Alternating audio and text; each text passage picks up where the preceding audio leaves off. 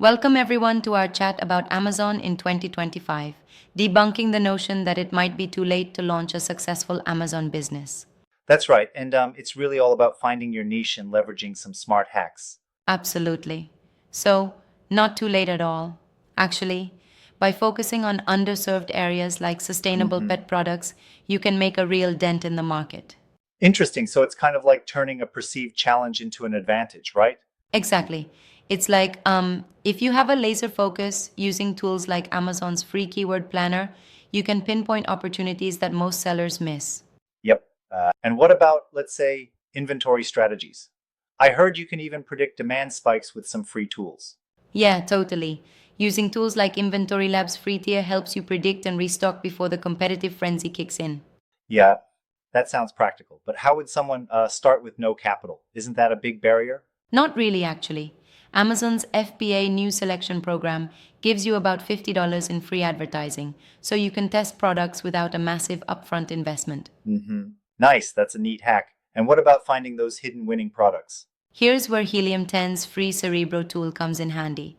It lets you reverse engineer competitors' bestsellers, especially the ones with low review counts. It's like seeing behind the curtain, right, of what makes them Right? work. Makes sense. Now let's talk listings. How can we ensure they're optimized for 2025 trends? You got to integrate those 2025 ready keywords into your backend search terms, like Smart Home Device 2025. This helps the algorithm pull your listings up. Yep, I see. And what about managing advertising without blowing the budget? A low budget PPC approach is the key here. Running $2 daily campaigns on long tail keywords and scaling only once you hit around a 3.1 return on ad spend works hmm wonders. That's a pretty strategic way to rein in costs. And are there any tips for reducing those pesky FBA fees? Definitely. Using Amazon's FBA Small and Light for items under $10 can save you up to about 30% on fees. Yeah. Oh, wow, that's significant. Speaking of keeping costs low, how can sellers secure early reviews without a heavy investment? Leveraging the early reviewer program is a game changer. Offer a $1 coupon for the first 10 sales. That way you boost reviews and build credibility fast. Yep. And lastly, what would you say is the ultimate move to future proof the business in 2025?